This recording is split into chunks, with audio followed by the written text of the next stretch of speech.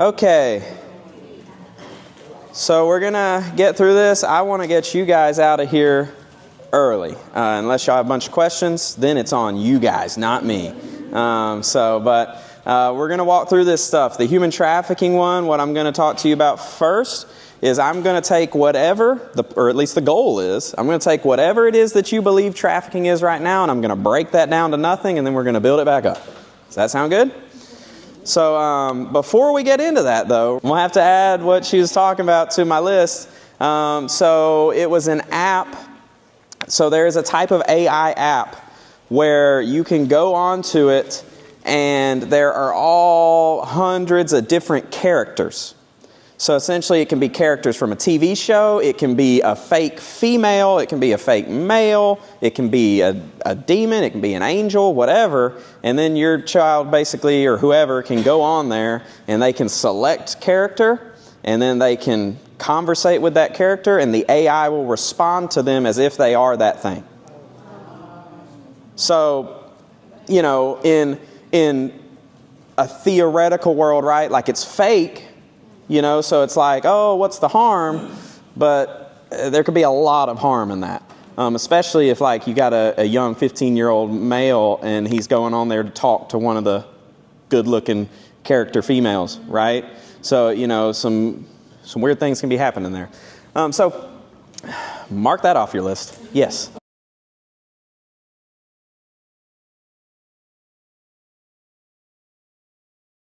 So to be quite honest with you, I know of those cases, and I'm not going to talk to you as if I'm an expert on that, because I'm not an expert on that. I know the software, I know the AI stuff, and I've heard those stories, and I know those things. What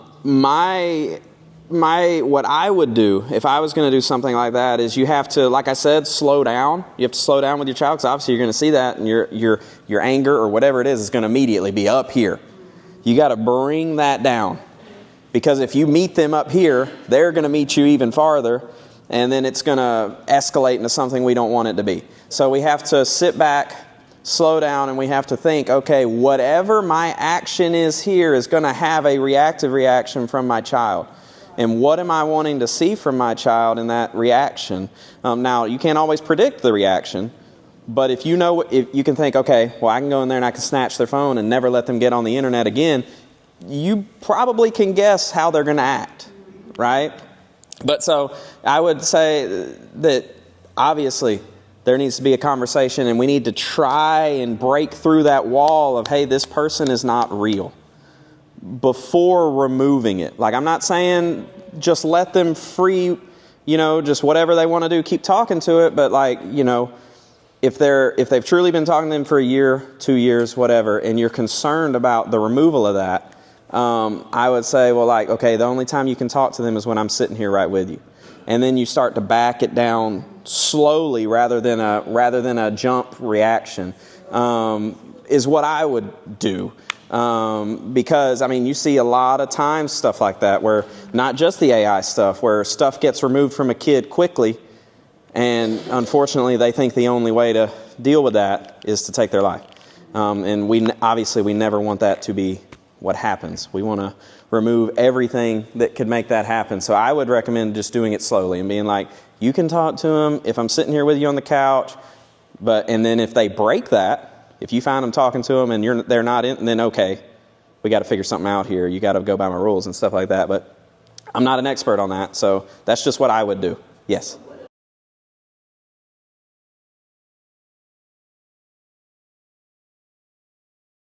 Well, I don't have statistic on that, but I wouldn't say that they're less likely or more likely. I would say, honestly, so with anybody, when you put a hard boundary, you put a hard stop, you can't do this stuff, anybody, because we're human and we're curious, we're going to try and figure out what's on the other side of that. So that's why there has to be that open line of conversation. I told you I was introduced to pornography when I was 7, dealt with it all through middle school and high school. It was tough. I was in church the whole time. I grew up in church, dedicated in church, was in church the whole time, got saved at kids camp, all that stuff, and I was still dealing with it. So, I mean, I wouldn't say that them coming to church would remove them. It probably lowers the percentage, you know, but I wouldn't say that it you know, and so I wouldn't say that it removes that they wouldn't do it. So, I mean, I would still, and a lot of times kids will use that, whatever it is that they are deemed as, they're a Christian, they go to church, whatever, they will use that as a cover. Like, I'm some goody two-shoes or whatever, and you know they aren't. So it's just stuff like that. So I might even look up a statistic on that, to be honest. But I mean, you can think about, I don't have statistic off the top of my head, but you can think about that, like, there's a really high percentage of pastors that are addicted to porn. So, I mean, if the pastors can be addicted to it, your kid being in church can definitely be addicted to it. I don't know the statistic for that, but I know it's high.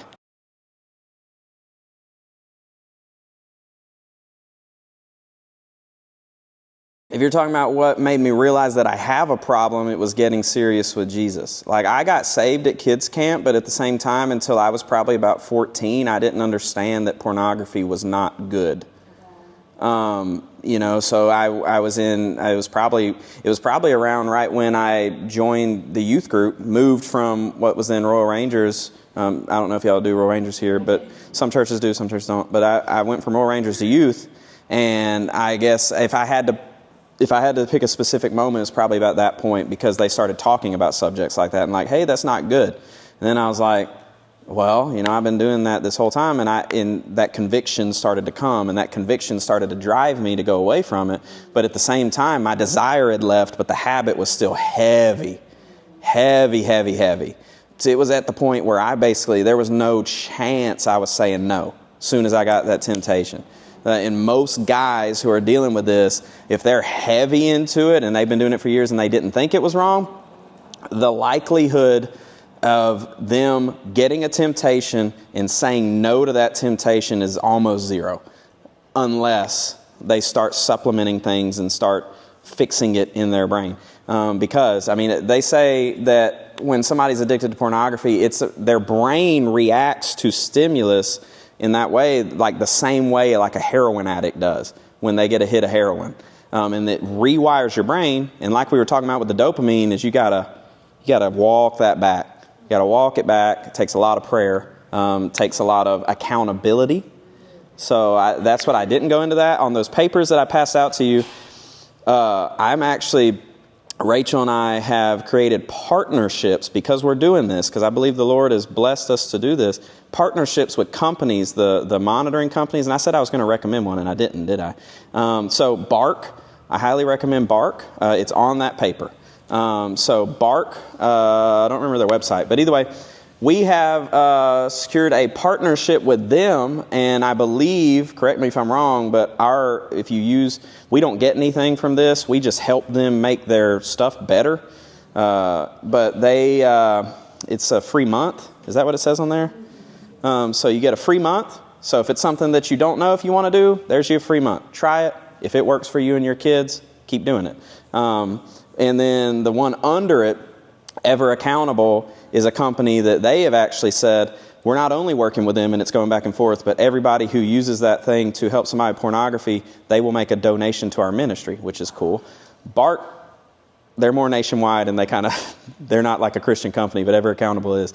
So Ever Accountable, they're more of a pornography type thing. Bark is monitoring your child. It will catch pornography, but it will also catch texts and who they're calling and location. It'll track them and all that stuff. And Ever Accountable is more for somebody who is struggling with pornography addiction. It will help them.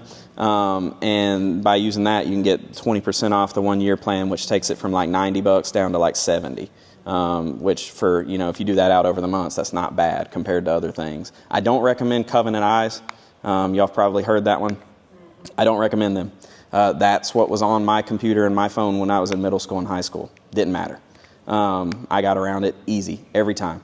And a more in-depth, not to belabor this, but a more in-depth, and I'm planning to have where when people go through this, I don't have it yet because I've been traveling, but when people go through this, I'm planning to have an unlisted YouTube channel where if you go through this, you'll have a link to it. And you can go to it, and I will have videos talking about, okay, your kid has an Android, this is what we need to do. Kid has an iPhone, this is what we need to do. Stuff like that, because I don't have time to do that. in doing this.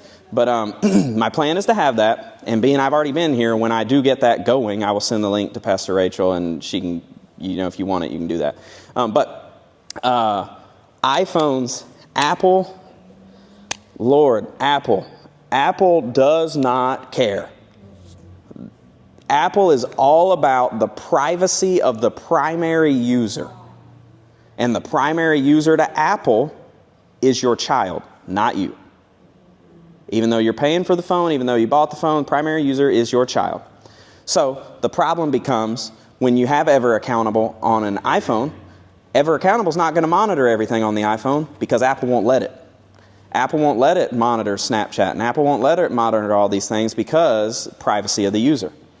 So the only way to get around that on an Apple iPhone is you download Ever Accountable, and then you make it where your child cannot download anything else. Make it where they have to have a passcode to download another app, where they have to come to you to download something. That's the most hardwire way to do it.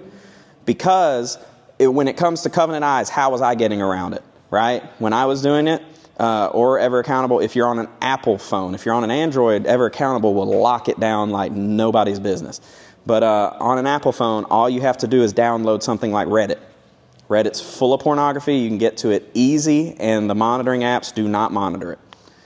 So that's what I would do when I was younger. And it's even worse today. I mean, when I was in high school, that was 10, 12 years ago now. Reddit was already full of it. I would imagine it's a lot worse. So just make it where they can't download anything else, because what it is, the app you download for Ever Accountable, it's going to be a search browser. So anything they search in there, it's monitoring it, of course, and it will let you know if they're searching for something they shouldn't be. But if they can just download another search browser, then what's the point? So you got to make it where they can't download anything if they have an Apple iPhone, or an Apple product of any sort. All right, any other questions on that before I get into this? Because we're going to get hot and heavy in this, because this is going to go deep, but still be on the surface for you guys, because I don't want it to go too deep. So, human trafficking. Let's get into it. So, this is our main what we do. Obviously, y'all can tell I'm passionate about the pornography addiction stuff. I do believe the Lord is pushing me in that direction. And I made a plan to say this. If you need somebody to come to, I assume all of y'all go here except for Pastor Phyllis, who just walked out. But if you need somebody to come to your church or to your group or whatever, and you want somebody that will sit down with people who are addicted to pornography, who understands it, I can do that. I'm actually working on slides like this, and kind of like a thing where we go through the cue, craving, and response. Because I'm telling you, that stuff I went through, the cue, craving, and response, when I finally got to a point where I didn't want to do it anymore, if I had understood that, it would have been a lot easier. But I didn't know that. And I didn't know that you have to figure out your pattern. Every addict has a pattern of how they get back to the stimulus. So you got to figure out your pattern, and you got to cut it off. So if you need somebody to talk to somebody like that, like I said, I am willing to do that because, the statistic. While you were talking, I looked up statistics, pastors. Only, according to mensgroup.us, and this was quick Google, right? I'm sure there's better statistics. But according to them, only 7% of churches in the United States have any kind of program to help people get out of pornography. Which, to be honest with you, I've traveled a lot. That's probably about right. I'd never see churches talking about pornography other than in a sermon when you're talking about sin and you're dealing with pornography. That's about it. What I went through is not only that you got to pray about it, but it's practical. You got to figure some things out. And then it said something like, which is way too high. It said something like 18%, which I know that's a low, but it's too high for me. 18% of pastors are still actively in porn addiction. So there's that. I looked that up while Rachel was giving her basically a sermon. It was great. So you need to preach that on Sunday or tomorrow. I guess tomorrow's Sunday. Preach that tomorrow. But so I already told you about us. There's Macon again. He's a cutie. But yeah. So, told you about us. here's what we're going to do. I'm going to introduce it to you. We're going to get into the types of trafficking and the misconceptions of trafficking and what people think it is, what it really is. And if you have questions during all of that of stuff that you've seen on Facebook, I will talk about the stuff you've seen on Facebook, although I hate the stuff that people see on Facebook. So I will try and talk that through with you. I'll mention to you some stuff about gangs. I've already talked to you about the bad apps in the other one, but I'm going to hit more on the grooming and stuff in this one. So yeah, we'll get through. So this is why we do it. This is why we do the trafficking. I'm going to set my phone out so I know what time it is. I'm going to set it right here. Bet y'all didn't know there's a 2x4 behind here. It's very 3D. This is why we do it. Matthew 10:16, behold, I am sending you out as sheep in the midst of wolves, so be wise as serpents, as innocent as doves. I'm not saying that everybody needs to do what we do in fighting trafficking. You know, they always tell you in church, there's ways that you can help. Prayer, we need prayer big time. The mental capacity that I have to do this stuff sometimes is not enough. Last year I almost quit probably 3 times. Rachel had to talk me off the ledge. Just a lot of times of saying, I don't want to do this anymore. I'd rather just go back to being a junior high pastor where at least there's struggles, but at least I know what my day-to-day looks like. But if I know this stuff now, that's why we do this, is I'm coming, like I told you earlier, Matthew 10:16. Hey, look, I got it right. I knew the verse. I'm trying to make you guys more wise and so that you know what it is. Just some quick pictures. So this was in Pensacola down here. This is an LED, isn't it? I just noticed that. There is not a projector. That's awesome. That's cool. Yeah. So this was in Pensacola, a 14-year-old girl we found. She had been being exploited on the streets of Pensacola. And then this other woman here was she was in her 30s. She was a single mom with a 9-month-old baby that was living on the streets of Pensacola behind a dumpster in July when it was 115 degrees. And so we had gotten her a room at this hotel to try and help figure out where she needed to go. And then in the midst of that girl that we helped find and her asked to be baptized. And we dedicated her baby there in the pool. This is Rachel. As you can see, she's wearing one of these, Rescue Task Force. That was one of the last searches that she went on before having our baby. Now she's more stay-at-home mom role. That's what she likes to do. And it's way better than taking my baby to Vegas. She was writing found on the girl's actually back there. I can't tell you which one it is, but she's actually in one of those pamphlets. But a girl that was missing for a year and a half. She had come out of a home where we still don't know where dad is. He's either in jail or he's dead. We have not been able to find dad. But mom's been homeless her whole life, so she's been a ward of the state out in Vegas. She's been in the system her whole life, started running, ran directly into a pimp's arms. And just so you know, I'm going to say pimp a lot when I'm talking about this stuff. I hope that's okay with you. I know that's a word that some people don't use, but that's what we call them. So she ran right into a pimp's arms. And at this point, a year and a half, 2 years into it, she was at the point where she was ride or die for the gang, ride or die for the pimp, and she had the pimp's name tattooed above her eyebrow. She was in it. And then Rachel worked it for about 6 or 7 months. And then last February, Rachel had a breakthrough where we found the mom who was homeless. It's hard to find homeless people, y'all, because they don't have an address. So we found the mom. We're able to meet with her, get her some sleeping bags and food and all this stuff. And help her out, which, by the way, the hats, if you buy stuff like that, that's where that money goes, we take Walmart gift cards with us and we buy people food and hand them out and all that stuff. So that's where that money goes. It does not go into my pocket. But she found the mom, and the mom, being she was homeless, had her ear to the street. She just really couldn't do anything for the girl just because she's homeless. What is she going to do, right? So she hadn't done anything. And through the mom, we were able to find out the pimp's street name. We were able to find out that the pimp had a girlfriend and able to find out that the girlfriend was on probation. And being the girlfriend was on probation and we were working with Nevada Highway Patrol, we don't have to ask. We just show up. So we did. And we showed up. Girl was there. She was high. We got her out. The girlfriend was arrested because she was the pimp's bottom. We call the right-hand woman to the pimp is called a bottom or a madam. I'll get into that later. But got her arrested, and then the pimp, who would have just been arrested on harboring a runaway child, tried to jump out the window. And then he got arrested on a lot more charges. So Rachel, while she was 4 months pregnant, mind you, got the pimp, the right-hand woman, the girl, and a $10,000 drug bust all in one while she's pregnant. So that's the picture that I show right there. I call that, I'm from Alabama. I know y'all from Alabama, or you may not, maybe from Georgia, because we're so close to Georgia. But I call that a bad mamma jamma.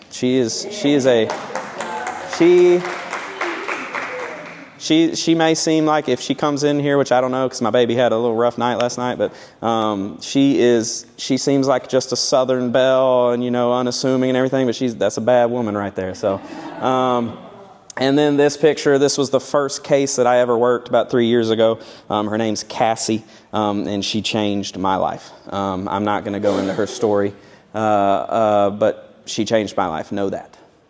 So, this is not you don't need to take a picture of this. I'm just doing this to start a thinking process. So think about, what information are you putting out there? Right? I know you've probably seen this on Facebook before, and I know it's blurry. It's because it didn't quite translate to the Canva.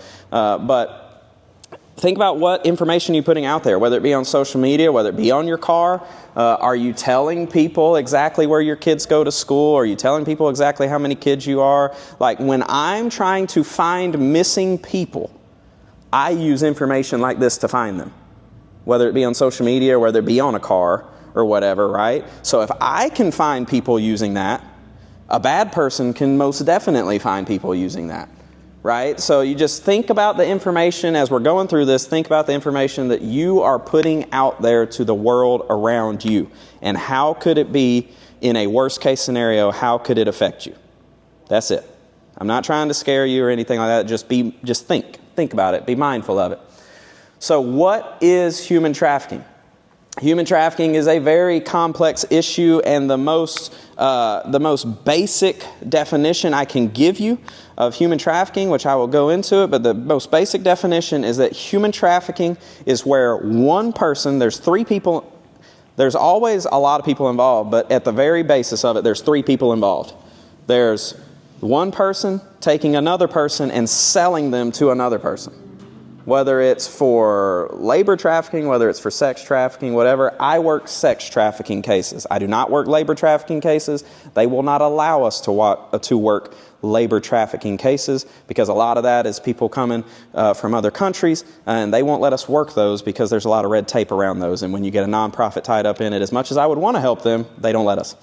So I only work sex trafficking cases. Sex trafficking makes up the majority of the cases in the United States. But it's not new. Trafficking is by no means new. It did hit the mainstream a couple of years ago, 10, 15, 20 years ago, a couple of years ago when that movie came out. It'll hit the mainstream every now and then, and everybody acts like it's a new thing. But it's not. This book right here is a book that was published in 1910. And obviously, there have been, y'all have read your Bible, you've read history and all that stuff. There have been slaves in this world seemingly since forever, right? But then you have where you had, at the same time as this, you had issues with slavery in other parts of the world, and then you had issues where these girls were being sold, so they had written a book about it, and then they even had a quote from General Booth in there. Like, that's old stuff. And my plan is to hopefully get a copy of one of these so I can have it on my table for people to see.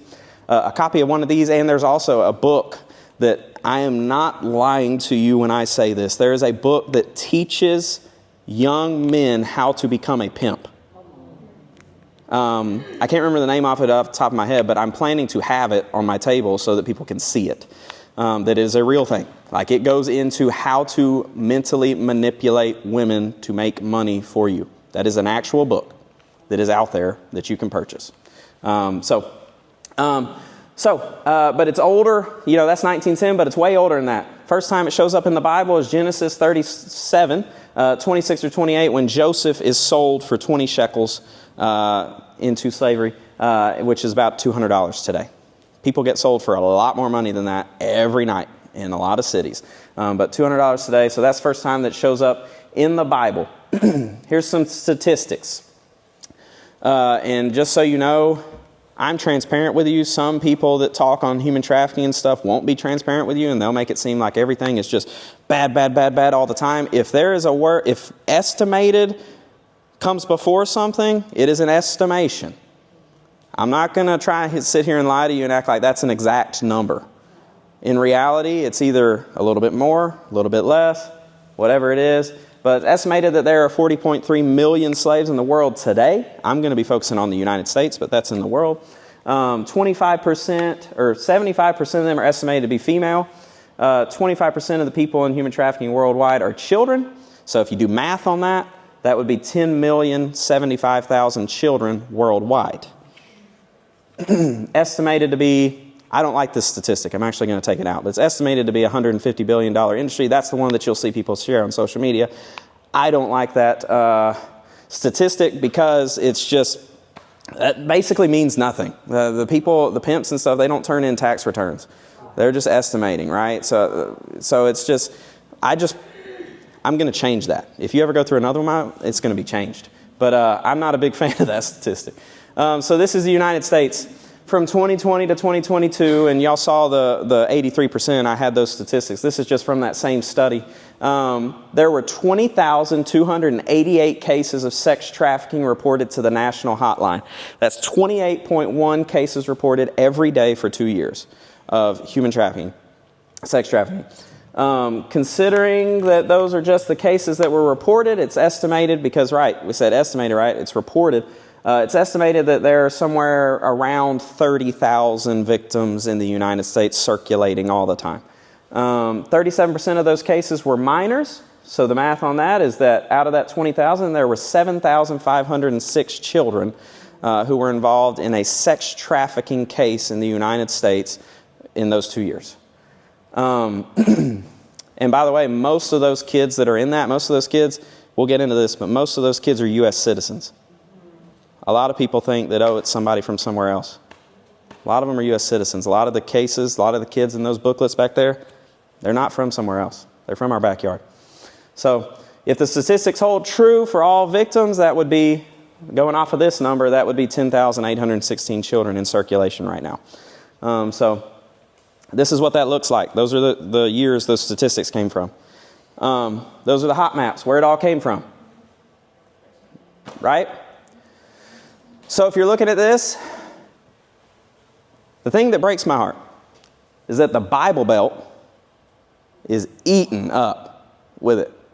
Eaten up with it. You can tell exactly where Birmingham is, Huntsville, Mobile, and if you notice, there's I-10. Right there. Right? You got Florida just eaten up with it. Georgia, you can tell exactly where Atlanta is. Ain't no missing that one. Right?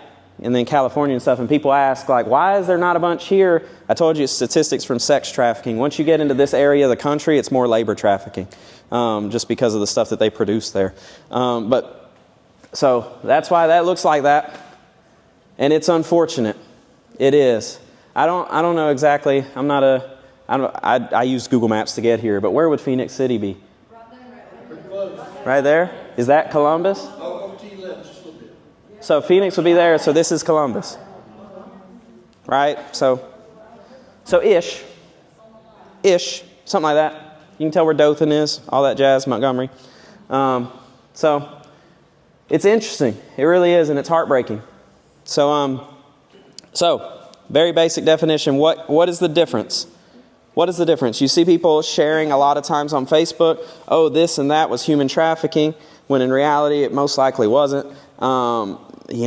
Especially when you get down into the Walmart stuff and all that jazz. So I'm sure y'all have seen it, right? Let's just pull the Band-Aid off right now. I'm sure y'all have seen it. People post, I was in the Walmart parking lot, somebody put a dot on my window, somebody put a Walmart bag on my mirror, somebody dropped $1 by my door, somebody put zip ties on my windshield wipers. I've seen it all. I've heard it all. Most likely, when it comes to that stuff, and as I'm going to get into it when I get into the grooming, that is not how people who are being trafficked, that is not how they get into trafficking. Most likely, I'm not saying that something's not weird isn't happening when something like that happens, but most likely what it is that somebody's trying to distract you to either assault you or rob you. That's not trafficking. So if we start saying that everything's trafficking, nobody knows what it actually is, and then what do we do? Right? So that's the point of doing this. So these traffickers do a lot of their grooming and a lot of their getting girls to work for them online nowadays. Why, if they can sit on their couch and talk to 10 different teenagers, why would they want to go out into a Walmart parking lot and put a zip tie on your window? Like that, because let's be real, right? If we were going to be criminals, that's not a good criminal. If they're going to try and snatch you in the Walmart parking lot, they're most likely to get caught. If they're sitting on their couch at home, the chance of arrest is basically zero. So, we got to think about stuff like that. It's like some of the stuff just does not make sense that the people share because it's hard to track. And these people are making money every single night. So they don't have time to put a dot on your window and follow you home. Right? Now, could some criminal be doing that? Absolutely. It's just not trafficking. So let's just get that there. I have people argue with me on that. And if you want to argue about that, sure. But people argue with me about that stuff. And I don't get why. Just my whole thing is, it's not necessarily trafficking. Just be situationally aware everywhere you are. Be aware everywhere you are. Head on a swivel. There are always bad people out there. That doesn't necessarily mean it's trafficking. So, difference between exploitation and human trafficking. Exploitation is a one-to-one crime. Typically, it is a child predator who has gone to one child and he has assaulted her himself, or he has done whatever, and there's one or two people involved. That is exploitation. Trafficking is 3 people involved. I already explained that, or more, right? So you're being sold to other people. There's an exchange of value. So every case that is trafficking involves exploitation, but every case that is exploitation is not trafficking. So if a child predator or somebody preys on a child, that's not trafficking. So there is a difference. There is a legal difference. If you take it to court, here's the thing is, there is a lot of red tape around that. Somebody getting hit with a charge that says human trafficking. If you see something on Facebook that says somebody got arrested, so-and-so got arrested last week in a sting, and they got hit with human trafficking, they aren't just throwing that around. They've got something on them. They don't just throw that charge around. It's very hard to get pimps arrested. Very, very hard to get them arrested and get them any jail time, because it's hard to prove that. Because to prove human trafficking, that there was money exchanged and they sold somebody else to make this money, normally the pimp's not even there. You basically have to have video evidence. And how do you get that? That's why a lot of pimps, when they do get arrested, they get let off on easy charges and people get mad about it. But that's why. I mean, our system is set. Let me back that up. Our system, the way it is currently set up, makes it hard to prove things like that and makes it where they get off on easy charges. What I was about to say would have said, I'm not trying to say that the system makes it happen. I know there's a lot of people that think that. So human trafficking and smuggling, it's different. There's a lot of difference. Every church I go to, people ask me how much work I'm doing at the border. None. I don't do any work at the border. Like I said, I work mainly with sex trafficking. And a lot of that, even if it does come from there, it's not happening at the border. So I don't do any work at the border. I do work in the cities where girls are being sold, and all that. And prostitution is heavy. But so smuggling is typically a victimless crime. Smuggling is where somebody is paying someone, or a parent is paying someone to bring somebody into the United States, or to bring drugs into the United States, whatever it is. That is smuggling. But it is not trafficking. Just because somebody crosses the border doesn't mean that they are being trafficked. I'm not even joking, y'all. I probably talk to 3 or 4 people at every church I go to, and they ask me if I'm going to the border. And it's typically the older men. Lord love them. But that's what they always ask me about. I can tell sometimes, as soon as they walk up to me, I'm like, I know what this conversation is about to be about. So, so there is a difference. And just to clarify, I do not work at the border, just so y'all know. I work with exploited children in big cities or small cities, wherever it may be. So smuggling is different, and it's normally a one-time thing. Trafficking, it's just a cycle, over and over again, over and over and over. Smuggling is, okay, I got the package across the line, there you go. You get paid. So there's three elements of trafficking. When you are dealing with trafficking legally, you have to prove one of each of these. So well, I guess that's a weird way of saying it, but you have to prove these three things. You have to prove that somebody was recruited, harbored, or obtained in some way by force, fraud, or coercion for the purpose of slavery, sex trade, or involuntary servitude. You have to prove those things in court. That's why it gets hard. That's why when you see somebody get arrested for pimping somebody out and then 3 weeks later they're out of jail and you get extremely frustrated, and I get it, I agree, that's why. Something in here was not been able to be proved. And then, not only that, you have to prove those three, but you also have to solidly prove one of these. You can't just, I think he was doing this. You have to solidly prove one of these. You have to prove that they were kidnapped, battered, tortured, forced to use drugs so that they get hooked, or were confined. Fraud is essentially when they promise you money. I had a 14-year-old girl in Vegas who was working the streets. She was in the casinos every night, drinking, going up and down the elevator with adult dudes, 14 years old. And the reason that she got into it originally was because the pimp promised her that he was going to buy her an Escalade. To us, somebody messages you on Instagram, says, I'm going to buy you an Escalade. It's like, yeah, to a 14-year-old, it's not, unfortunately. So she got caught up in all that. And unfortunately, she is 17 or 18 now, and she's not listed as missing, but she's still caught up in a lot of stuff. So y'all can pray for her. Her name is Terry. That's her first name, Terry. I can't tell you your last name, but coercion. Threats of harm, victims of the family, that also goes in with the sextortion stuff. They will be like, I'm going to kill your family, I'm going to do this, do that, I'm going to, your brother, whoever. Whatever they can get into that keeps the victim, steadily loyal to them, that's what they're going to do. They sometimes control children, they sometimes control their license or their passport or whatever. Blackmail, all that stuff. So, here's the difference. Labor and sex trafficking. Like I said, I work sex trafficking. Labor trafficking is typically an international trafficking of persons. They typically come from some other country, and they are brought into this country, and they are, most times, where are you going to see those people? You're going to see them working in farming, agricultural stuff. You're going to see them working in hotels as like maids and things like that. You're going to see them working in like housekeepers, shipyards, basically all the places where you would want to have cheap labor. There's potential that they could be there. So sweatshops, things like that.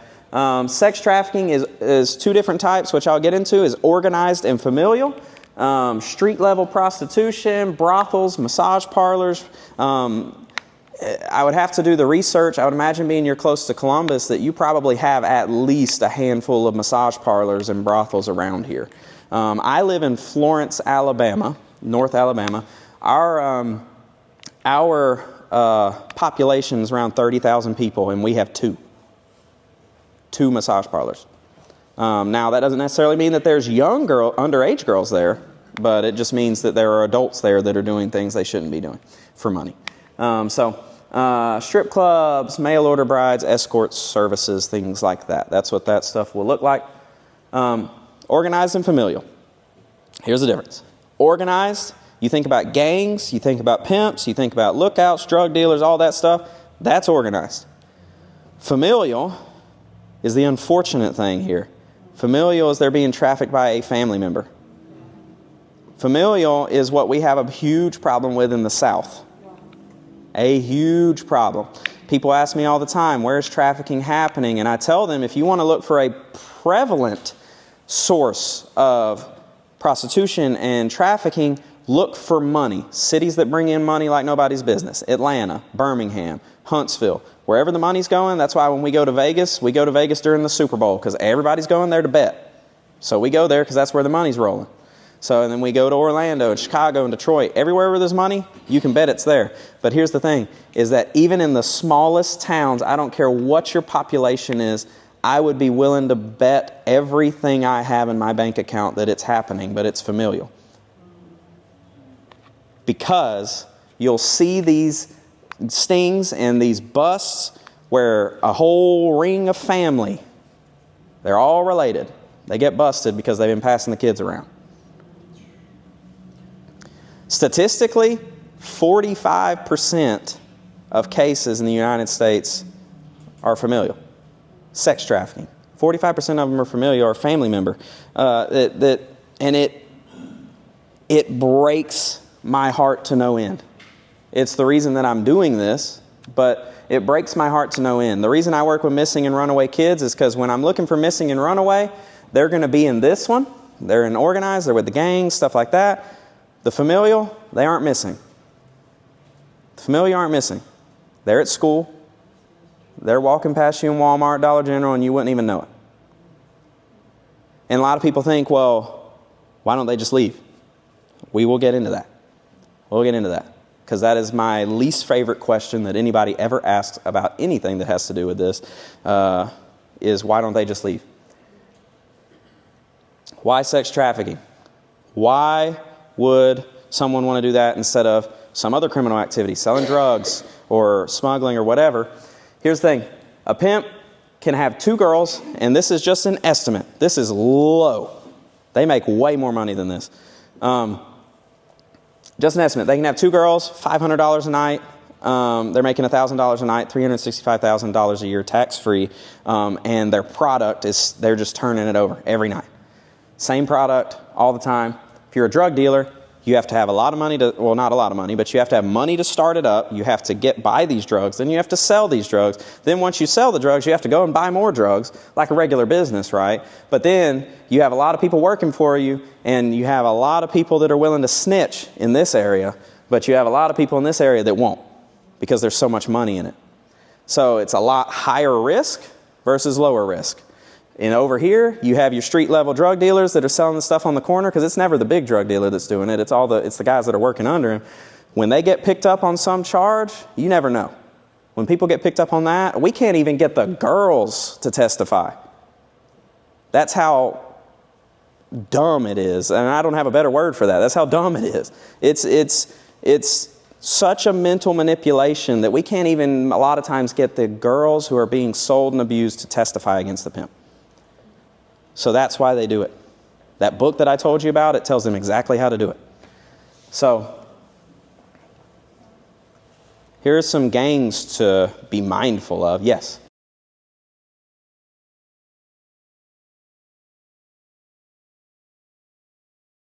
Most likely nothing. So here's what it'll be. And so let's be realistic here. Let me give you some realistic numbers. One girl in Vegas for a pimp, on a good night when there's a lot of tourism, a lot of things going on, she could probably make $20,000 to $30,000 one night, give or take. We worked a case. Deciding if I want to say this. We worked a case. I won't tell you the exact age, but just know that this child was below 12. We worked a case in Vegas where a guy, we caught him. He was going to meet up with this girl, and he was going to pay $2,000 for 1 hour. That's it.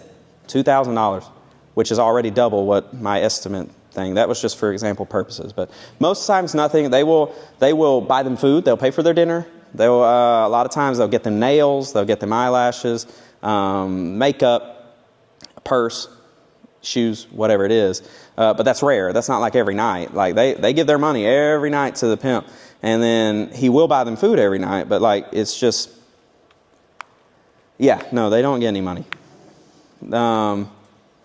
It's just these young girls get into this, and they're like, I want the Chanel bag, or I want this stuff and this and that and all this stuff, and he's providing it, technically, right? But nothing else. So here are the gangs to be mindful of. Nationwide, you got the Mexican Mafia, the 18th Street Gang. They are based out of California. You got the Latin Kings. They are in that Midwest area as well. Or that wouldn't be Midwest, but the West. The Los Zetas, Nuestra Familia, Aryan Brotherhood, and Hell's Angels. Those are nationwide gangs that have been involved in a court case that involved sex trafficking. That's why they're up here. I don't just throw them up here to just be like, hey, here's a gang. They're up here because they have been involved in sex trafficking. And then in the southeast in Alabama, what do you have to deal with around here? You got Bloods and Crips. Y'all are not too far from Atlanta, so Atlanta's going to have a lot of, well, really both, but, you know, technically Crips. And then in Birmingham, you have the Black Disciple Nation, and then in Birmingham, if you've ever been to Birmingham or ever spent any time in Birmingham, and I've had run-ins with them and I've had cases with them, is run by the Gangster Disciples. They run Birmingham. They go from Birmingham to Chicago to Atlanta, and they do this like little triangle thing, and they're taking girls with them everywhere they go. They also deal in drugs and stuff like that, but they are huge in Birmingham. Simon City Royals, they are based out of Jackson, Mississippi. They have tried to move into Mobile at the behest of some other gangs, which has caused some things. So I don't know if they've been able to establish a route there. But Simon City Royals, so if you're looking for like, everybody knows what the Bloods and Crips look like, but if you're looking for like Gangster Disciples, they'll typically have a tattoo that is a G and a D with a crown on it, kind of crooked. And then the Simon City Royals will have an R with a crown. So you're looking for them. Or if you see graffiti with an R with a crown on it, or the GD with a crown on it, that's those guys. Gangster Disciples is typically purple. If it's obviously tattoo's not going to be purple, but if they're doing the thing on the wall. But Outlaws, these are motorcycle gangs. Outlaws, Banditos, Pistoleros. Banditos they ride up and down 65 all the time, and the Outlaws do as well. Outlaws and Banditos, they like each other. Pistoleros don't like either of them. So that's just a little bit of stuff that I've been able to learn through working with these fine people that I get to work with all the time. So they're great, except not really. So conversation. Let's do it. Spot the trafficker. Spot the pimp. Let me hear your thoughts. Let me hear your thoughts. What are we thinking? Probably the guy with the tattoo, the ones over his eye. That would be the first one you would think. Let me get out of the way. Probably the least likely one that you would think is the guy at the top right. Right? Right? Right. Okay. So y'all figured it out, right? All of them. All of these people in these pictures have been convicted as a pimp, as a trafficker. This one, top right. Right there, he's arrested in Mobile. That's my hometown. He's arrested in Mobile doing that. The guy in the middle, bald guy, he's 72 years old and had 6 girls that he was running. So why are we doing this? If you're always looking for this one, and that one, are you going to see any of those other ones? Right? There's 5 women up there. Yeah, if you're always looking for dudes, you're going to miss it. That girl in the bottom right corner down there, nobody in any training I've ever done, other than just saying all of them, nobody has ever pointed her out specifically. She was arrested. She was 18 years old, still in high school, and was recruiting girls out of her high school. But you would never guess her. Nobody would. Nobody would look at her because women don't do that, right? But here they are. And this girl's happy about it. So y'all already know what I'm going into here, but take a look at these pictures. Y'all already know why I'm doing this.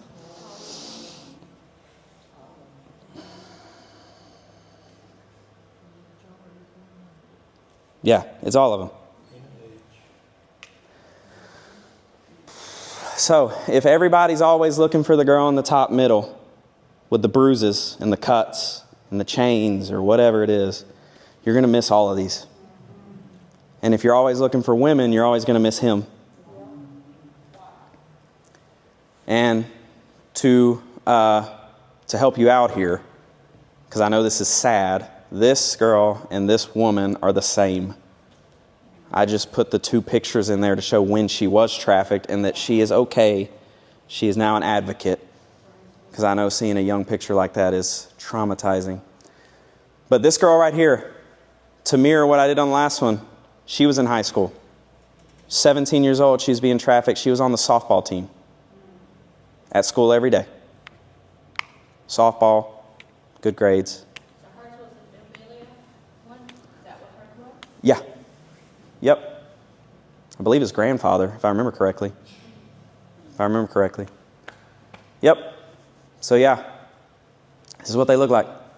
It's what victims are, now that they're on this side, I call them survivors. I don't want to call them a victim anymore because that labels them as something they're not. But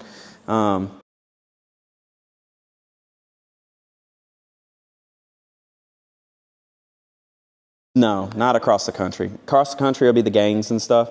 The familial will be within their city with people they trust. So they'll sell them to friends, or sometimes it's not even money. They'll be like, if for instance, if the grandfather has a drug problem and he can't afford the drugs, and he has a drug dealer in town but he can't afford it, he's going to say, hey, why don't you sleep with my granddaughter or whatever to pay for drugs.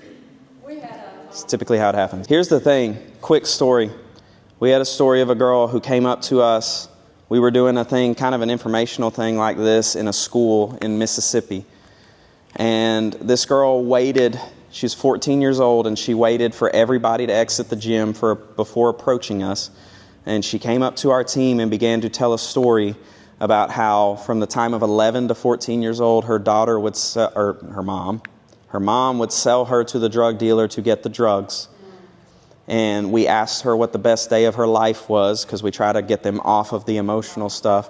And she said the best day of her life was about 6 weeks prior when her mom was arrested, which is something a 14-year-old shouldn't have to say. But here's the thing, is the state put her into the custody of her grandfather. And her grandfather began to continue doing the same thing. And so at this point where we met her, she revealed that to us. And we started a case on it. And she was in school every day. Her grades were suffering, though, but nobody was asking any questions. So that's the reality of it. That is the reality of it. So I've got to move quicker than I'm moving right now. But so if y'all want to take pictures of this, I'm not going to go through every one of these. But possible red flags, right? Remember what I told you earlier. You've got to have multiple that come together to make a whole thought. You can't just do one or the other, and you can't just have one. You got to have multiple. So the person isn't free to leave or come and go when they want. They have unusual restrictions at work. Like literally, there was we had a case, and this doesn't necessarily this is work and at home. She told someone that she was, I think 15, she was not allowed to use the bathroom unless her boyfriend told her to.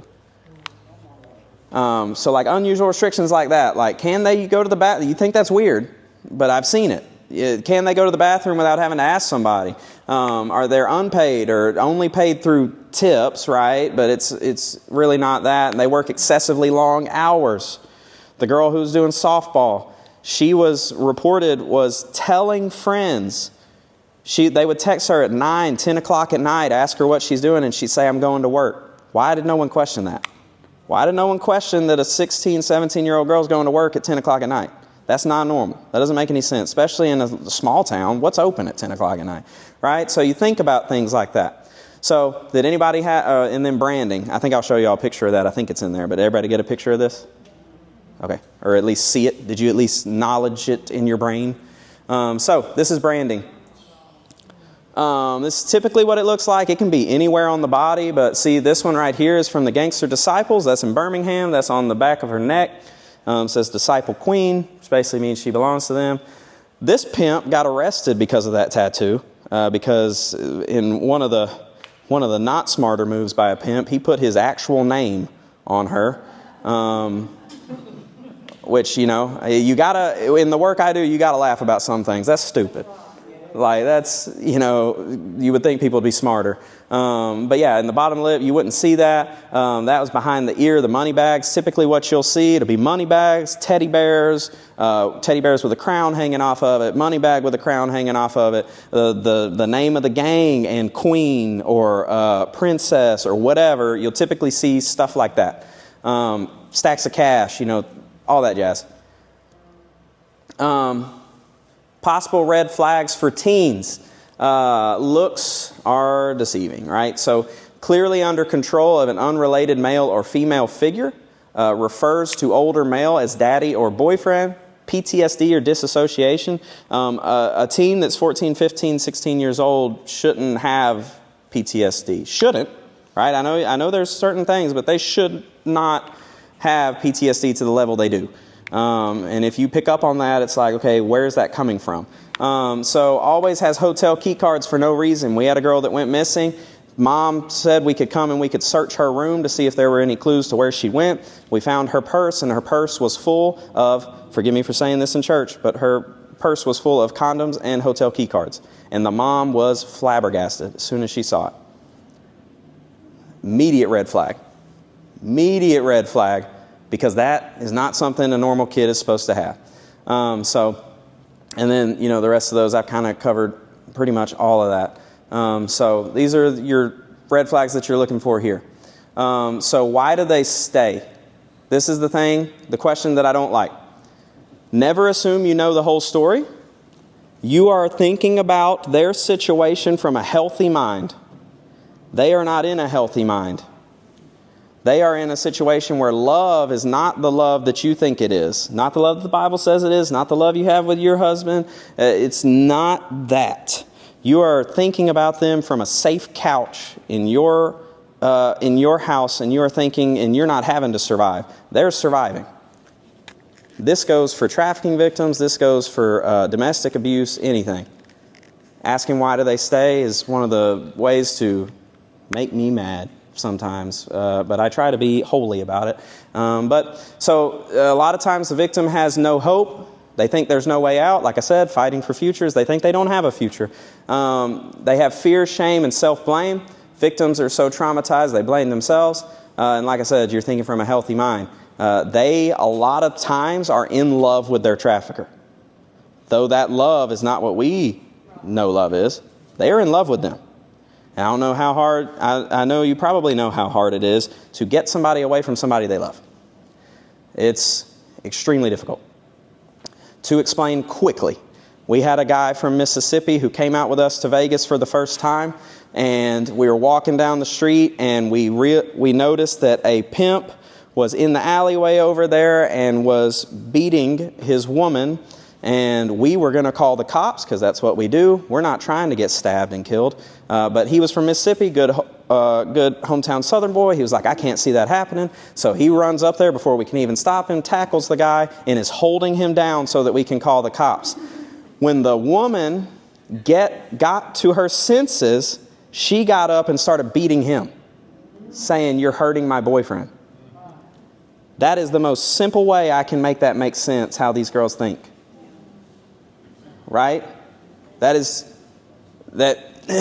impossible sometimes. It's impossible. And it's unfortunate. I already told you those two. Yeah, we already talked about all that. I already told you that. We're going to go through this. So, grooming. This is what I skipped in the last one. Grooming. It's not new, just like trafficking. Psychologically, it's a thing called operant conditioning. Anybody ever heard of that? So operant conditioning is essentially, the best way to explain it is you can think about a psychologist named Pavlov. He had this experiment, I guess you could call it, where he had dogs, and where he would bring these dogs in and he would feed them, and at the same time he feeds them, he rings a bell, and then over weeks, all he has to do is ring that bell and the dogs salivate, even though there's no food. That's exactly what they do with these girls. Exactly, to a T. Exactly what they do. What happens is this 15-year-old girl gets into this relationship with this guy. She is in love, over the moon. Think about if you have teenage girls, the first boyfriend they had, how over the moon they were. It's the exact same thing. The switch hasn't flipped yet. They are over the moon in love with this guy. He starts buying her stuff. He only pays attention to her. He's got 7 girls in the house. He only pays attention to her. He only sleeps with her. He buys her whatever she wants. And then 3 weeks later, he says, I need you to do this favor for me. Go sleep with this guy. She does it because she loves him. And then eventually, after doing it a couple times, she realizes, I don't really want to be doing this. Some of these guys are hurting me. And she says, I don't want to do this. And she denies his request. And at the denial of that request, he beats her worse than anything you've ever seen. And then as soon as that happened, the switch flips. And they will never do anything to go against him ever again. Ever. Never again will they question him. As soon as that happens, the switch flips. And it is extremely hard to get that switch to go back to where it's supposed to be. It takes a lot of prayer and a lot of the Holy Spirit. It takes safe houses and it takes workers that are willing to be there for the kids even when they're acting that way. Because they're going to continue acting that way for a long time, but eventually that switch will get somewhere normal, but the trauma will still be there for the rest of their life. That's what we have to understand. So, the thing is that we have to, the purpose of grooming is the whole relationship. Like I told you with the child predator or with this, the whole relationship, it's the key to it is that it is shrouded in darkness. Nobody knows that it's happening until it's already at a point where it can't be turned back. And that's what they want to do is just operate in darkness, same way the devil wants to. Matthew 5:16, we got to shine our light. Y'all get it, right? I don't have time to preach to y'all right now. So, y'all got that. So, there's what I want you to get. This is essentially the last little bit of what I'm doing because the last couple bit of this is the same thing with the apps and what I showed you earlier. Key steps to grooming. How long do I have? What time is it? 38. Okay, I got time. I moved really quick, actually. I moved quicker than I probably should have. Either way, get you out early. Key steps to grooming. I need you guys to get this because every victim that I work with, every girl you see in that booklet, the reason she was in the place she was is because of this. It's because she has been groomed and she's been mentally manipulated. Grooming, the dog ringing the bell, that's exactly what happened. Operant conditioning. So let's walk through it. So the trafficker, or you can think about this as a child predator. It goes for both. The trafficker finds a target. They find the kid that they're looking for. What type of kid are they looking for? Anybody know? Without supervision. Mm-hmm. Good. Parent home. Yep. Right? Self-esteem, low self-esteem. What'd you say? Low self-esteem. Low self-esteem, yes. Anything else? So they are looking for a kid, like you said. They are going to target single-parent homes. They are going to target homes where it doesn't have to be a single parent. Homes where there is a fracture there. If the kid starts talking to them and starts saying, oh, my parents fight all the time, that's exactly what he wants. Right? So they're looking for something like that. They're looking for lower income areas typically, but I've had kids before that came out of a rich neighborhood. Don't get me wrong. I'm just telling you what they typically look for. Now, if some kid comes across them and it's a moment of opportunity, they're going to take it. So they're looking for a kid low self-confidence, low self-esteem, a kid that is depressed, a kid that doesn't like themselves. And then they are going to start to gain the victim's trust. How? They're going to gain it by telling them, I know you don't like yourself, but you're pretty. You're beautiful. You're awesome. You know, all this and that. Your parents, they fight, you know, and that's just because they don't love you. That's what they'll say. I'm not joking with you. That is what they'll say. They will say, your parents don't love you, but I do. And they start gaining the trust. What do you need? What is something you need? What test do you have coming up? Can I help you study? That's all stuff I've seen. It's all stuff like that. And they start to gain the victim's trust. And then by gaining the trust, they start to figure out what is it that this kid needs. Whether it's money, whether it's, and by the way, not that they need it, but what do they need to make them feel whole? That would be a better way of saying it. What do they need to make them feel whole? Money, a car, a purse, just some adult that cares, right, to be there. And once they figure out whatever that hole is, they meet it. They will not hesitate in meeting that need. And then to them, what happens is they meet that need as quickly as they know it. And then in the child's mind, it starts to point, where they're looking at you as the parent, it starts to point towards this other person. They just met my need. And, whether they just had an argument with their mom or their grandma or whatever, they're mad. But they just met my need, and they did that. And now I trust them. And I'm starting to trust them. And they'll try to come back to you, but every time they come back to you, they'll give them something else. And they'll come back. And then eventually it's locked in, right? So here's what I need you as a parent. I need you to catch the very fact that this is happening. If your child were to ever, Lord forbid, be in a situation where they're being groomed, you have got to catch it here. Phase 1 through 3. There's only 6. 6. You got to catch it here. Why? Because phase 4 is when they go missing. Phase 4 is when they go missing. Phase 4 is when they get on my list and I'm having to go find them. And as much as I will do that, and as much as God has called me to do that, I would rather them not go through the trauma versus going through the trauma, which is why we're doing this today. So I need you to catch it at phase 4, because once they start meeting that need, they start to isolate the child. They start to say, hey, I would love to meet you. Love to meet you in person. Would love to, meet you here, meet you there, all this stuff, right?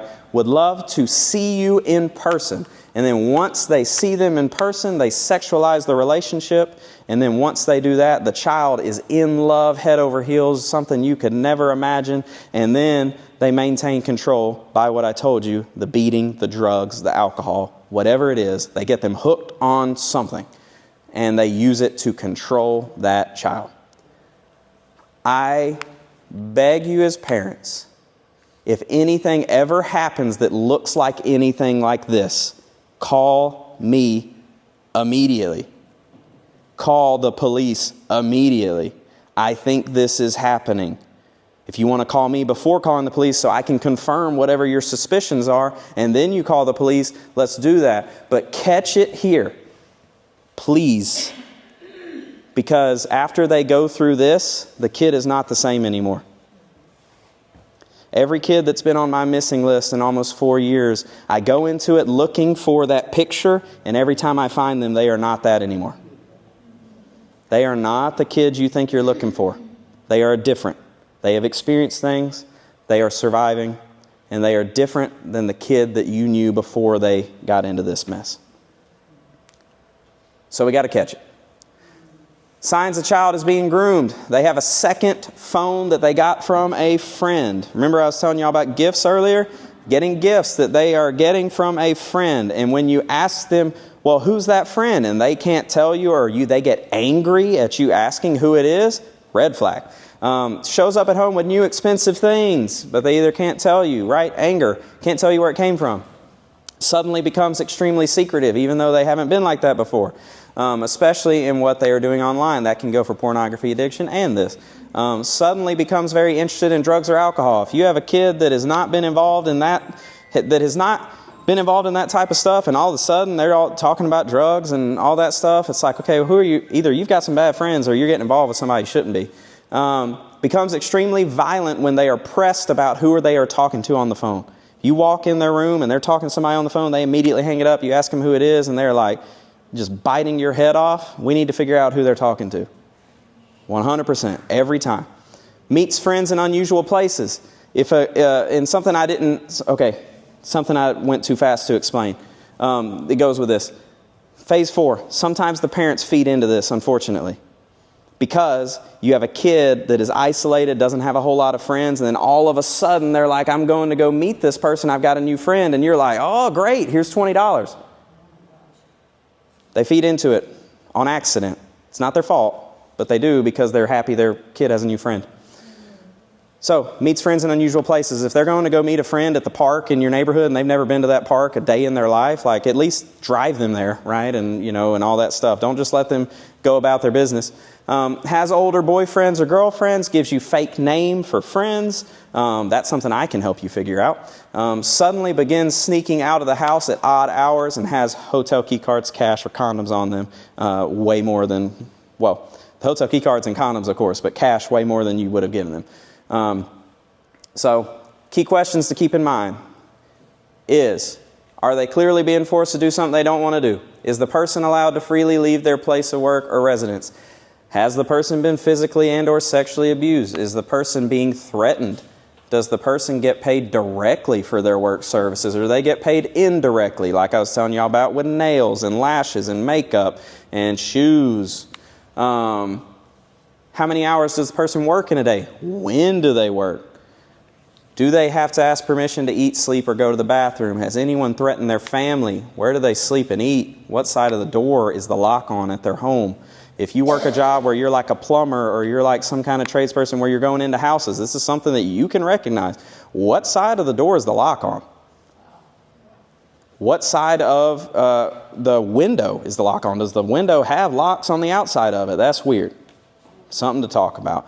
If there's a fence there, what side of the fence is the barbed wire on? It's just things that you wouldn't think about in your normal day that if you're one of those people that you're going into houses, think about it. Look at it. We had a dude that was running. He was getting involved in drugs. He was not trafficked, thank goodness, but he was getting involved in drugs, was about to ruin his life. We were able to find him, but through doing an interview with mom, we figured out he was really good at football. He was in school, and he was one of the top football guys and had a good life ahead of him, but he kept running, and he wanted to be elsewhere, and then his grades slipped, and they wouldn't let him play football anymore. But one of the reasons he was running is that the mom kept a chain, multiple chains, around the fridge and had a Ring camera on the fridge to see which one of her sons tried to get in the fridge. And so you think about a kid that's playing football and growing and all that stuff, so like I kind of understand it. Like I'd be wanting to be somewhere else as well. So think about those things. Things, if they don't click with you, they don't necessarily have to click with you because there's cultural differences between people. But if something's just weird, think about it. So I already told you that. I already told you that. I already told you that. I already told you that. Yep. I already recommended those. Those are on your papers. What can you do? You can volunteer at some kind of facility helping less fortunate kids. Safe house, girls' home, boys' home, whatever it is. Foster care. Get trained in local search and rescue. When kid goes missing in the woods and you see those people with the high-vis vest walking through the woods, you can get trained to do that. And you can do that anytime that happens. You just seek out, you call your sheriff's office. Hey, who's our group around here that does local search and rescue? I'd love to be connected with them. And get the phone number. Volunteer as search personnel. Like you won't be the person going through the woods, but you can volunteer to hand out waters. You can volunteer to do all this when a kid's missing. You foster. If you have the ability to foster or adopt, please do it. Because just about every girl that's in those booklets back there came out of the foster system. So if you have the ability to do it, please do it. Give and pray. We need prayer. Big time. Big time, big time, big time. If I had time today to tell you all the stories of how the Holy Spirit has just showed up in completely just does not make sense ways of how we found a kid, it's wild. But I know it's because people are praying for me. I carry a cloth in my wallet that I got from a woman's group. They said, carry this with you, keep you safe. I'm like, all right, got it. I've got a coin from another church, from a men's group. They're like, carry this with you, we're praying for you. So I'm starting, my pockets are getting heavy, but I'm carrying all this stuff because people are praying for us, and we need prayer because what we're doing is dark. You can see in this, everything I told you today is surface level. I'm not even going into the weeds. The way I explain it is you guys as a church, and this church supports us monthly, like financially, and we are thankful for that. But it's prayer. The way I explain it is you are holding the rope that is tied around my waist, and then I'm walking into the darkness. And you are going to keep hold of that rope for me. And I'm going to continue to go in as long as people are praying for me. So that's what I got.